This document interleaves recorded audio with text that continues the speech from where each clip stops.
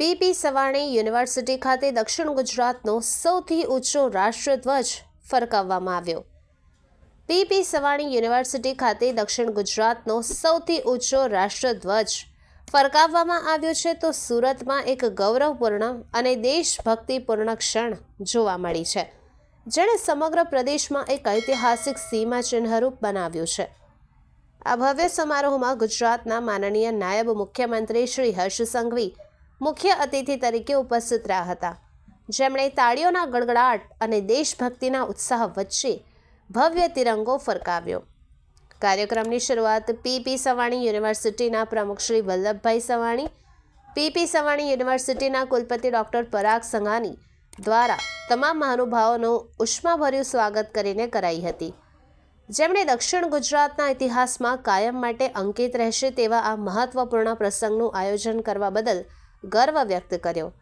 ઉદ્ઘાટન સત્રમાં ડૉક્ટર પરાગ સંઘાણી દ્વારા પ્રેરણાદાયક ભાષણ આપવામાં આવ્યું। ત્યારબાદ શ્રી MS બિટ્ટા, જેઓ જિંદા શહીદ તરીકે જાણીતા છે, તેમનું શક્તિશાળી અને ભાવનાત્મક રીતે ઉત્તેજક ભાષણ હતું, જેમણે દેશભક્તિ, બલિદાન, રાષ્ટ્રીય એકતાના સંદેશથી શ્રોતાઓને પ્રેરણા આપી હતી।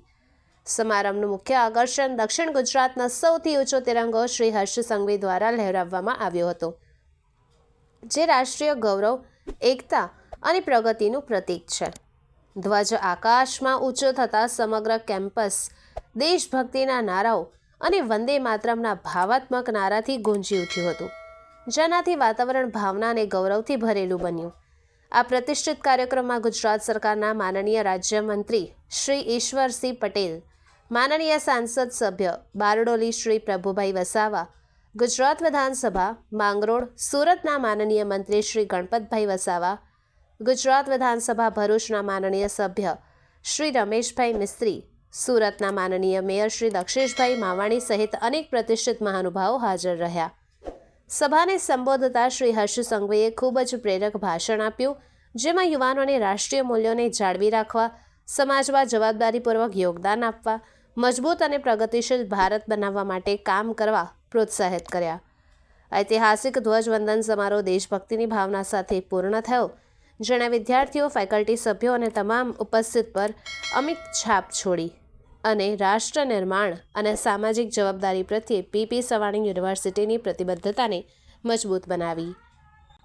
મિત્રો, આજે સુરત જિલ્લાના માંગરોળ તાલુકાની અંદર મહવેજ મુકામે પીપી સવાણી યુનિવર્સિટીની અંદર આપણને બધાને ગૌરવ થાય કે આવતીકાલે 26મી જાન્યુઆરીનો કાર્યક્રમ છે। એના એક દિવસ પહેલાં જ એટલે કે 25મી જાન્યુઆરીના રોજ આજે સમગ્ર દક્ષિણ ગુજરાતમાં સૌથી મોટો રાષ્ટ્રધ્વજ અહીંયા ફરકાવવામાં આવેલ છે અને રાજ્યના નવયુવા, ઉર્જાવાન અને સમગ્ર ગુજરાતનું ગૌરવ એવા ઉપમુખ્યમંત્રી શ્રી હર્ષભાઈ સંઘવી સાહેબના હસ્તે આ ધ્વજ ફરકાવવામાં આવેલ છે।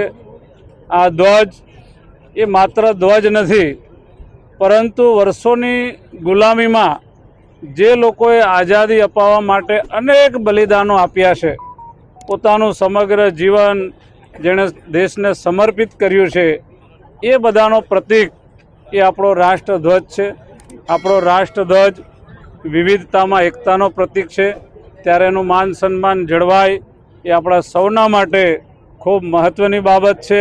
અને હું પીપી સવાણી યુનિવર્સિટીના તમામ ઓનર્સ અને એમનું સંચાલક મંડળને આજના પ્રસંગે ખૂબ ખૂબ અભિનંદન પાઠવું છું કે દેશભક્તિનું એક ઉત્તમ ઉદાહરણ એમણે આજે ગુજરાતમાં પૂરું પાડ્યું છે। એ બદલ તમામ ટ્રસ્ટી મંડળને ખૂબ ખૂબ અભિનંદન આપું છું। નમસ્કાર, જય ભારત। હું doctor Parag Sanghani, provost, vice chancellor, P P Savani University, આપને જણાવતા ખૂબ આનંદ અનુભવું છું કે આજે અમારા પ્રેસિડેન્ટ શ્રી વલ્લભભાઈ સવાણી અને સમગ્ર ટ્રસ્ટી મંડળની ઈચ્છા અનુસાર સાઉથ ગુજરાતનો સૌથી ઊંચામાં ઊંચો રાષ્ટ્રધ્વજ આજે આપણા માનનીય ઉપમુખ્યમંત્રી શ્રી હર્ષભાઈ સંઘવી દ્વારા લહેરાવવામાં આવ્યો છે।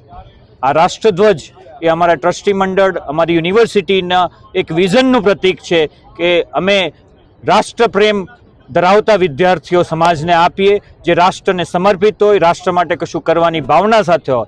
રોજ સવારે આ ઊંચામાં ઊંચો રાષ્ટ્રધ્વજ જોઈ એમને પોતાને એક ખૂબ જ ઊંચી ઉડાન ભરવાનો ઈચ્છા થાય અને પોતાના દૂષણોમાંથી મુક્ત થઈ અને ઉપર આવી અને સમાજ અને દેશને સમર્પિત થવાનું મન થાય એવી ઈચ્છા સાથે અમારા ટ્રસ્ટી મંડળે આજે 45 મીટર ઊંચો સાઉથ ગુજરાતનો રાષ્ટ્રધ્વજ દેશને સમર્પિત કર્યો છે અને એની શાન બાન આન માટે હંમેશા પીપી સવાણી યુનિવર્સિટીનું ટ્રસ્ટી મંડળ, અધ્યાપકો અને વિદ્યાર્થીઓ કાર્યરત રહેશે એવી હું આપને આશા આપું છું. ધન્યવાદ. મારું નામ સ્નેહ સવાની છે, પીપી સવાની યુનિવર્સિટીનો ડાયરેક્ટર છું. આજનો આ પ્રોગ્રામ અમારી માટે બહુ ખુશીની મોકો છે કે આપણે દક્ષિણ ગુજરાતનો ઊંચામાં ઊંચો રાષ્ટ્રધ્વજ લહેરાવ્યો છે હર્ષ સંઘવી ડેપ્યુટી ચીફ મિનિસ્ટરના હાથે. આ એક મોમેન્ટ સભ્યતા અને પ્રાઇડની વાત છે. દરેક છોકરાને જ્યારે રાષ્ટ્ર જોવે, આપણો ધ્વજ જોવે, ત્યારે અંદરથી એને એવું થવું જોઈએ કે મારા દેશ માટે કાંઈ કરવું છે. એ જ મકસદથી આપણે આ વિઝન આખું કર્યું અને એક્ઝિક્યુશનમાં એ જ થોટ પ્રોસેસથી આપણે આને એક્ઝિક્યુટ કરવામાં લાવ્યા છીએ.